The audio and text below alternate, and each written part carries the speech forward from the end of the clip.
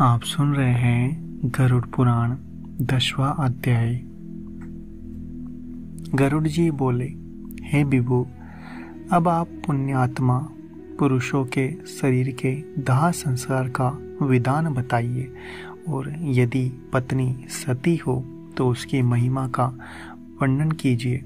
श्री भगवान बोले, हे ताक्ष्य, जिन और्ध्वदेहिक कृत्यों को करने से पुत्र और पौत्र पितृ ऋण से मुक्त हो जाते हैं, उसे बताता हूँ और सुनो। बहुत से दान देने से क्या लाभ? माता पिता की अंत्येष्टि क्रिया भली भांति करे, उसे पुत्र को अग्निष्टोम याग के समान फल प्राप्त हो जाता है।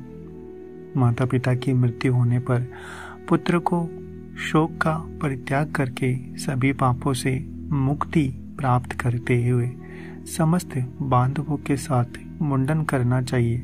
माता पिता के मरने पर जिसने मुंडन नहीं कराया, वह संसार सागर को तारने वाला पुत्र कैसे समझा जाए? अतः नक और काक को छोड़कर मुंडन कराना आवश्यक है। इसके बाद समस्त बांधवों के सहित स्नान करते धोत वस्त्र धारण करे, तब तुरंत जल ले आकर उस जल से सबको स्नान कराकर चंदन और गंगा जी की मिट्टी के लेप से मालाओं से उसे विभूषित करे। उसके बाद नवीन वस्त्र से ढककर अपसव्य होकर नाम गोत्र का उच्चारण करके संकल्प पूर्वक दक्षिणा सहित पिंड दान देना चाहिए। मृत्यु के स्थान पर सब नामक पिंड को मृत व्यक्ति के नाम मात्र से प्रदान करे। ऐसा करने से भूमि और भूमि के अधिष्ठात्र देवता प्रसन्न होते हैं। इसके पश्चात द्वार देश पर पांत नामक पिंड मृतक के नाम गोत्र आदि का उच्चारण करके प्रदान करे। ऐसा करने से भूत आदि कोटि में दुर्गति ग्रस्त प्रेत मृत प्राणी की सदगति में विघ्न बाधा नहीं कर सकते। इसके बाद पुत्र वधु आदि सबकी प्रदक्षिणा करके उसकी पूजा करे। तब अन्य बांधवों के साथ पुत्र को कंधा देना चाहिए।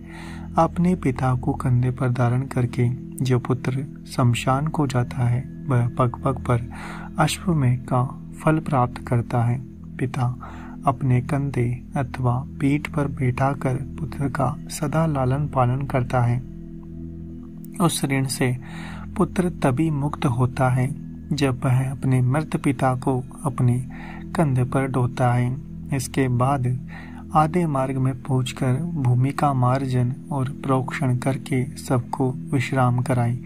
उसे स्नान कराकर भूत संज्ञक पितर को गोत्र नाम आदि के द्वारा भूत नामक पिंडदान प्राप्त करे। इस पिंडदान से अन्य दिशाओं में स्थित पिशाच, राक्षस, यक्ष आदि उस हवन करने योग्य देह की हवनीयता में अयोग्यता नहीं उत्पन्न कर सकते। उसके बाद शमशान में ले जाकर उत्तराभिमुख स्थापित करे। वहाँ देह के दाह के लिए यथाविधि भूमि का संशोधन करे। भूमि का समार्जन और लेपन करके उल्लेखन करे, और उल्लेखन कर्मानुसार ही उन रेखाओं से उभरी हुई मिट्टी को उठाकर ईशान दिशा में फेंक कर उस वेदिका को जल से प्रेक्षित करके उसमें विधि विधान पूर्वक अग्नि स्थापन करे। पुष्प और अक्षत आदि से करव्यास्द संज्ञक अग्निदेव की पूजा करे।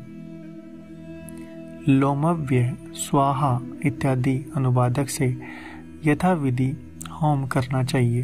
तब उसे करव्याद मृतक का मांस भक्षण करने वाली अग्नि की इस प्रकार प्रार्थना करे, तुम प्राणियों को धारण करने वाली, उनको उत्पन्न करने वाले तथा प्राणियों का पालन करने वाले हो।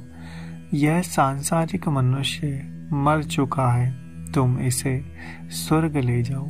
इस प्रकार करव्याद संज्ञक अग्नि की प्रार्थना करके वही चंदन, तुलसी, पलाश और पीपल की लकड़ियों से चिता का निर्माण करे। हे खगेश्वर, उस सब को चिता पर रखकर वहां 2 पिंड प्रदान करे। प्रेत के नाम से एक पिंड चिता पर और दूसरा सबके हाथ में देना चाहिए। चिता में रखने के बाद से उस सब में प्रेतात्व आ जाता है। प्रेत कल्प को जानने वाले कतिपय विद्वान जन चिता पर दिए जाने वाले पिंड को साधक नाम से संबोधित करते हैं। अतः चिता पर साधक नाम से तथा शव के हाथ पर प्रेत नाम से पिंडदान करें। इस प्रकार 5 पिंड प्रदान करने पर सब में आहुति योग्यता संपन्न होती है। अन्यथा शमशान में स्थित पूर्वोक्त पिशाच, राक्षस तथा यक्ष आदि उसकी आहुति योग्यता के उपघातक होते हैं।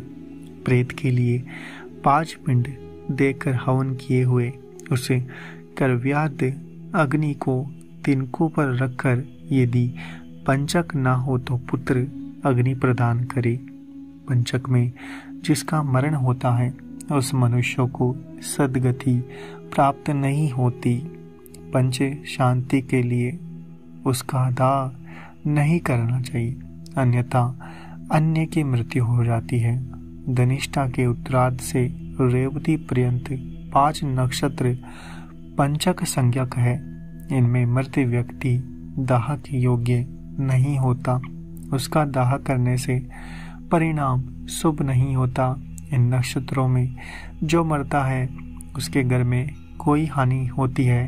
पुत्र सगोत्रियों को भी कोई विघ्न होता है, अथवा इस पंचक में भी दाह विधि का आचरण करके मृत व्यक्ति का दाह संस्कार हो सकता है। पंचक मरण प्रयुक्त सभी दोषों की शांति के लिए उस दाह विधि को कहूँगा। हेताक्ष, कुश से निर्मित 4 पुतलों को नक्षत्र मंत्रों से अभिमंत्रित करके सबके समीप में स्थापित करे। तब उन पुतलों में प्रतप्त सुवर्ण रखना चाहिए और फिर नक्षत्रों के नाम मंत्रों से होम करना चाहिए।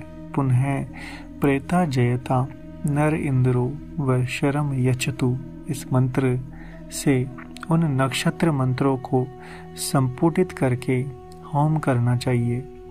शांति का अनुष्ठान करे। पंचक दोष की शांति के लिए कर्मशः तिलपूर्ण पात्र, सोना, चांदी, रत्न, घृतपूर्ण कांस्य पात्र का दान करना चाहिए।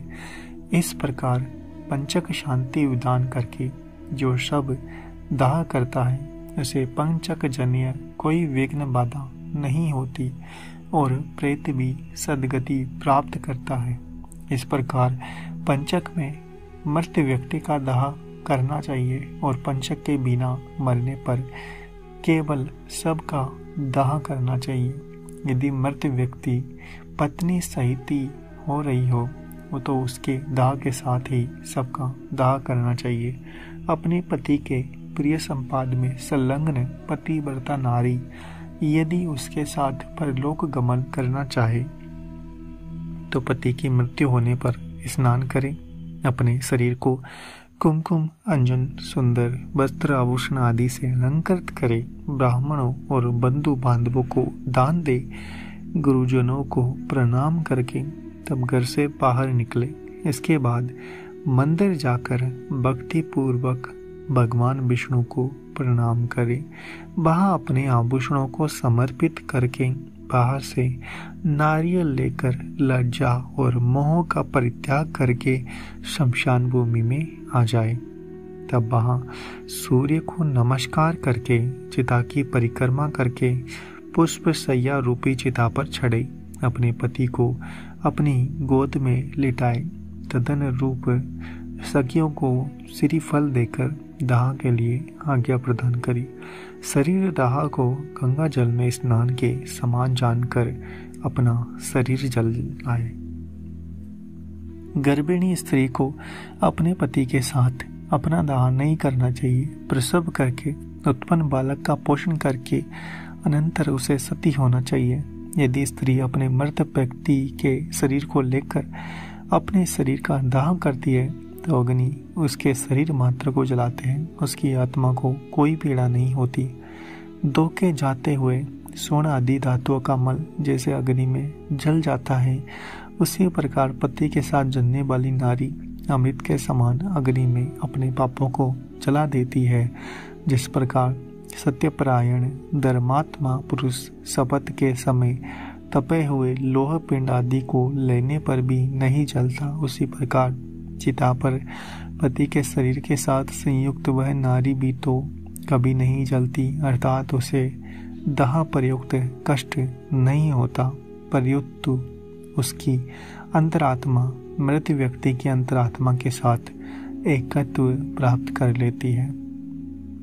पति की मृत्यु होने पर जब तक स्त्री उसके शरीर के साथ अपने शरीर को नहीं जला लेती तब तक वह किसी प्रकार की भी स्त्री शरीर प्राप्त करने से मुक्त नहीं होती। इसलिए सर्व प्रयत्न पूर्वक मन, वाणी और कर्म से जीवित अवस्था में अपने पति की सदा सेवा करनी चाहिए और मरने पर उसका अनुगमन करना चाहिए। पति के मरने पर जो स्त्री अग्नि में आरोहण करती है वह महर्षि वशिष्ठ की पत्नी अरुंधति के समान होकर स्वर्ग लोक में सम्मानित होती है।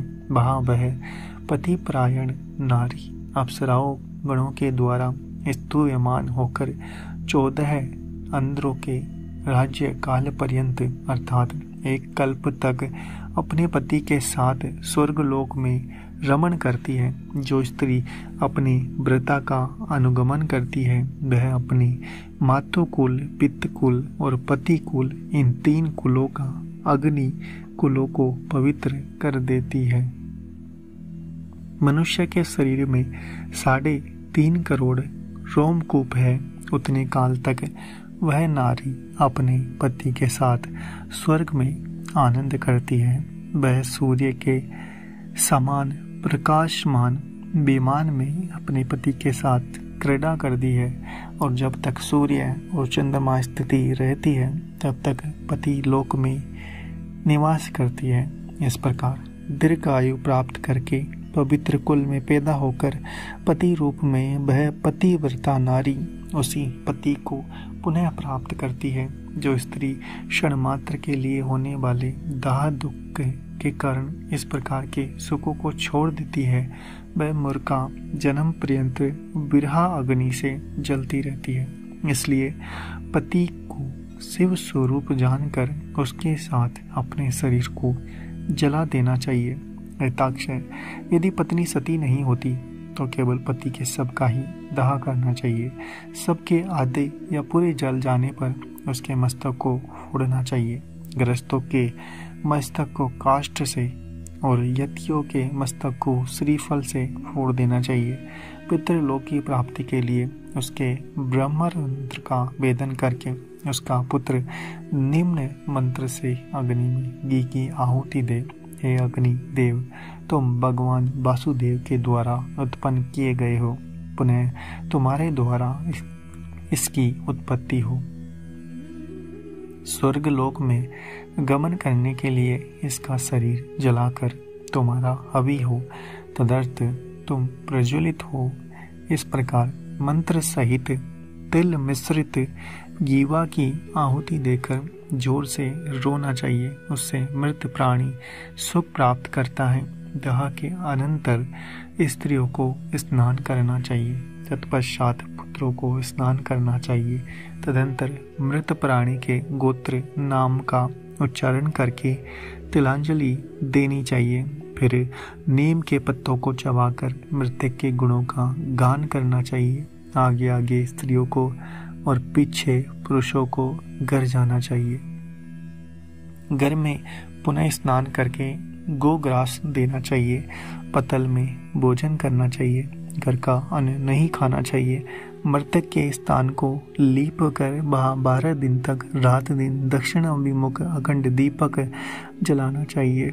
हिताक्षय सप्ताह के दिन से लेकर 3 दिन तक सूर्यास्त होने तक शमशान भूमि में और चौराहे पर मिट्टी के पात्र में दूध और जल देना चाहिए। काठ की 3 लकड़ियों को दृढ़तापूर्वक सूत से बांधकर अर्थात तिगोड़ियों से बनाकर उस पर दूध और जल से भरे हुए कच्चे मिट्टी के पात्र, घड़ा आदि को रखकर यह मंत्र पढ़े। हे प्रेत, तुम शमशान की आग से जले हुए हो, बांधवों से परित्यक्त हो। यह जल और दूध है, इसमें स्नान करो और इसे पियो। सागनिक को चौथे दिन अस्थि संचयन करना चाहिए। निषिद्ध बार तिथि का विचार करके निरग्नि को तीसरे अथवा दूसरे दिन अस्थि संचय करना चाहिए। अस्थि संचय के लिए शमशान भूमि में जाकर स्नान करके पवित्र हो जाए। उसका ऊन का सूत लपेटकर पवित्री धारण करके शमशान वासियों के लिए पुत्र को यमाए तुआ इस मंत्र से मांस की बलि देनी चाहिए और 3 बार परिक्रमा करनी चाहिए। हे खगेश्वर, इसके बाद चिता स्थान को दूध से सींच कर जल से सींचे, तदंतर अस्थि संचय करे। उन अस्थियों को पलास के पत्ते पर रखकर दूध और जल से धोए। पुनः मिट्टी के पात्र रखकर यथाविधि श्राद्ध पिंडदान करे। त्रिकोण स्थिति मंडल बनाकर उसे गोबर से लिपे। दक्षिण विमुख होकर स्थलीन के 3 कोनों पर 3 पिंडदान करे। चिता भस्म को एकत्र करके उसके ऊपर टिपाई रखकर उस पर खुले मुख वाला जलपूर्ण घट स्थापित करे। इसके बाद चावल पकाकर उसमें दही, घी, मिष्ठान मिलाकर जल के सहित प्रेत को यथाविधि बलि प्रदान करे। एक यज्ञ फिर उत्तर दिशा में 15 कदम जाए, वहां गड्ढा बनाकर उस पात्र को स्थापित करे। उसके ऊपर दाह जनित पीड़ा नष्ट करने वाला पिंड प्रदान करे। गड्ढे से उस अस्थि पात्र को निकालकर उसे लेकर जलाशय को जाए।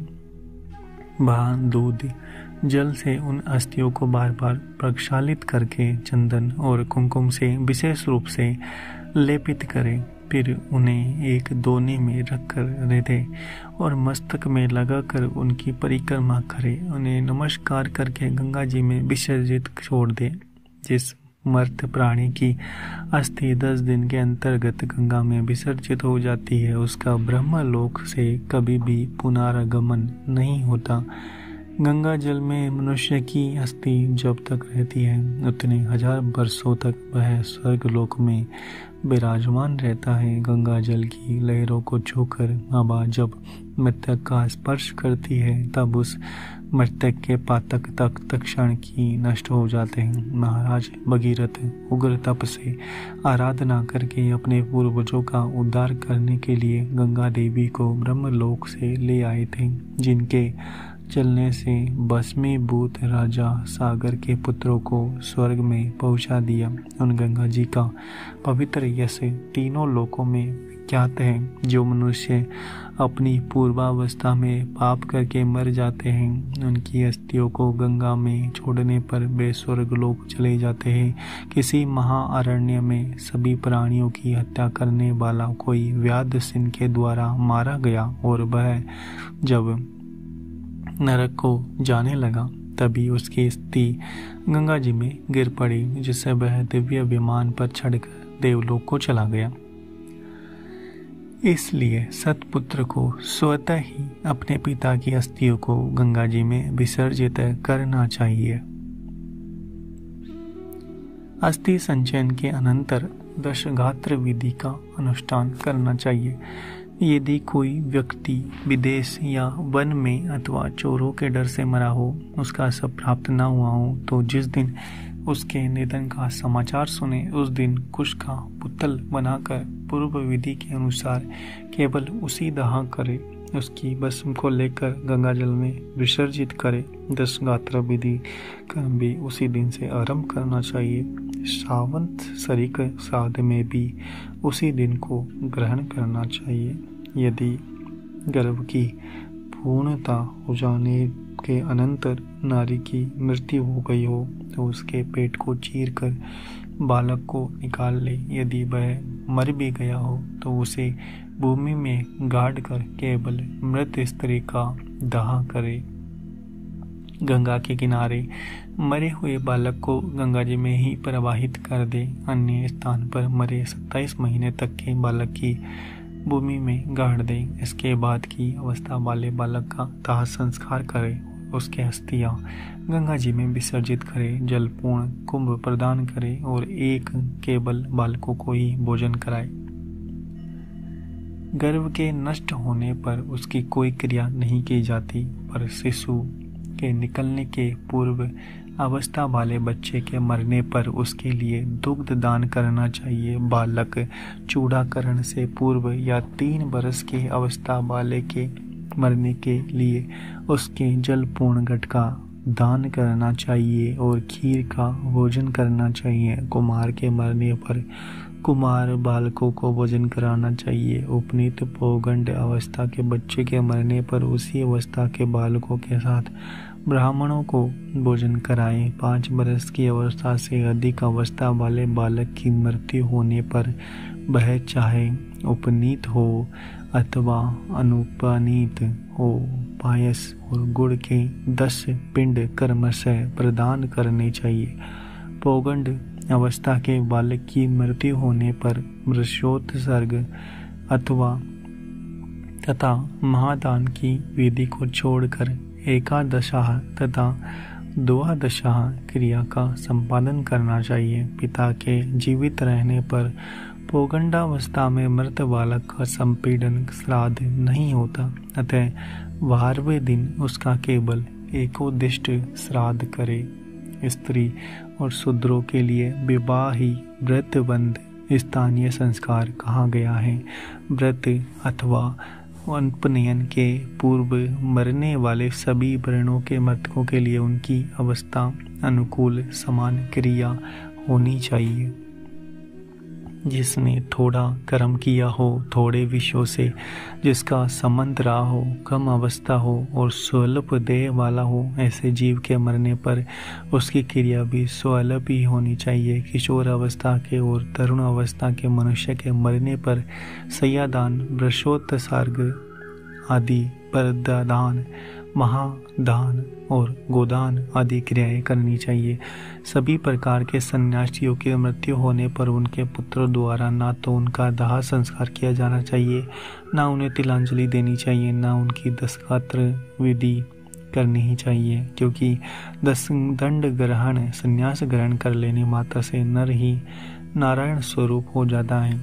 त्रिदंड ग्रहण करने से मृत्यु के अनंतर उस जीवन को प्रेत तत्व प्राप्त हो जाता है। ज्ञानी जन तो अपने स्वरूप का अनुभव कर लेने के कारण सदा मुक्त ही होते हैं, इसलिए उनके उद्देश्य से दिए जाने वाले पिंडों की भी उन्हें आकांक्षा नहीं होती, अतः उनके लिए पिंडदान और उदक क्रिया नहीं करनी चाहिए। किंतु पितृभक्ति के कारण तीर्थ श्राद्ध और गया श्राद्ध करनी चाहिए।